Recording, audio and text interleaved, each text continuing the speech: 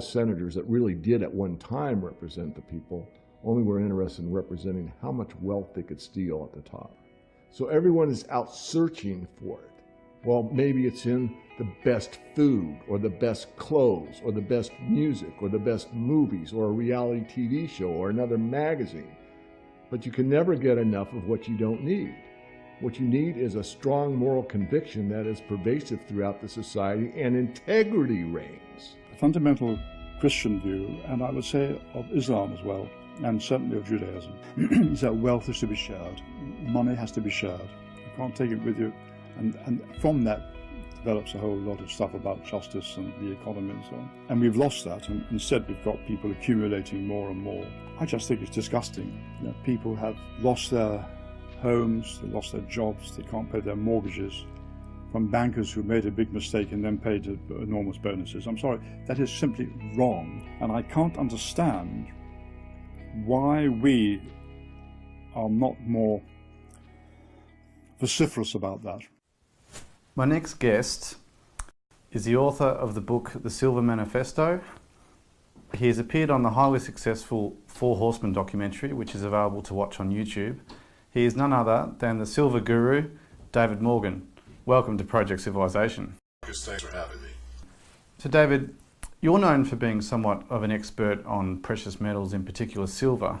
Now, as we know, silver has been used as money before, and it's also been used in many industrial applications, but gold doesn't have that much industrial application. So David, why should our audience take any notice of precious metals, especially gold, which was once referred to as being a barbarous relic by John Maynard Keynes? Well, on a strict gold standard, it restricts governments and central banks from issuing too much currency, and that prevents collapse of the entire system.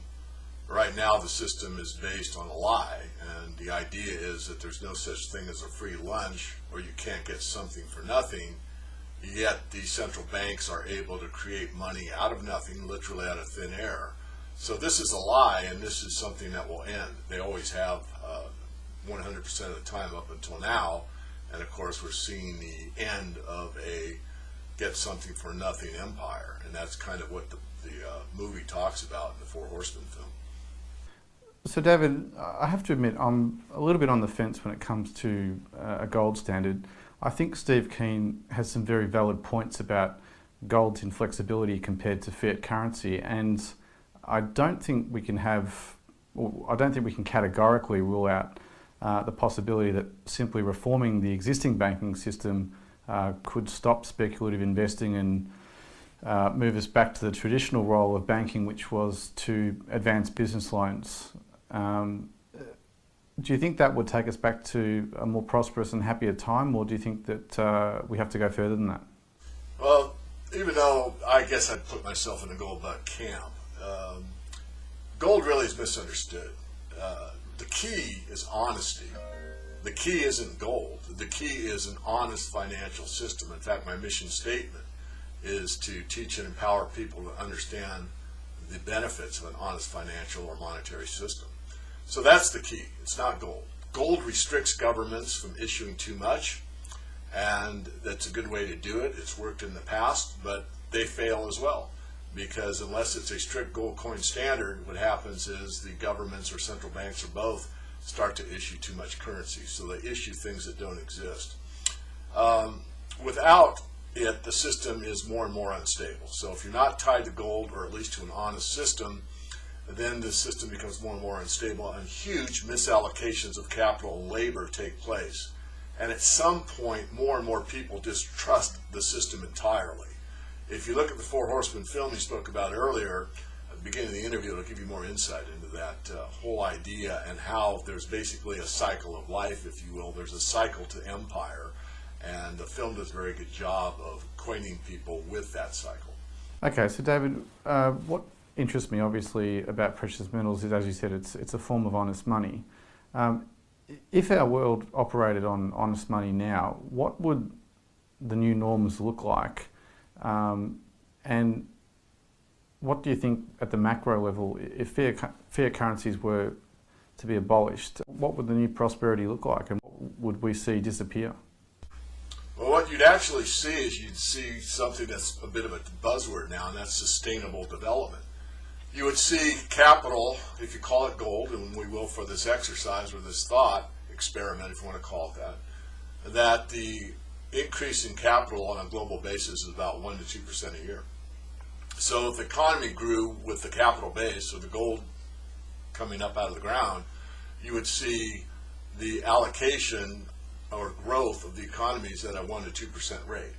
So to use an analogy, it's sort of like if you're a workout nut, and if you want to get there fast rather than taking a 5-year plan or something to get from A to B, you start injecting steroids. You can get to the body mass you need for a particular sport or event or whatever much faster, but you pay a price for that injection or those injections, and that's sort of injecting free money into the system, and because of that, eventually you're going to have to pay a price for it. And we're seeing that now as the whole global economy is very, very unstable.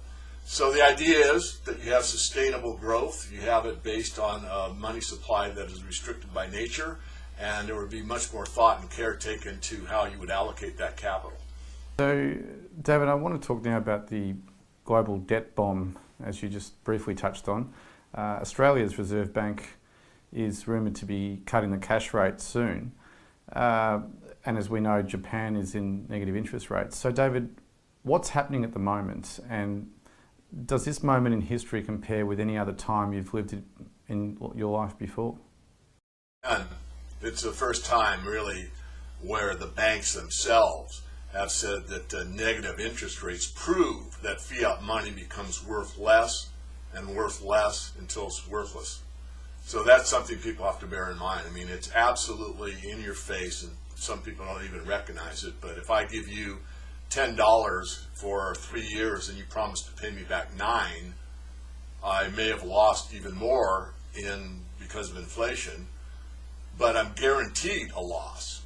And this is what's happening. So it's absolutely unprecedented on a global basis. Never happened before that I'm aware of. I don't see anything in history that is equivalent to it. And it's really the beginning of the end as far as the beginning of the end started quite some time ago. Excuse me. But this is absolute proof that your money is worth less over time.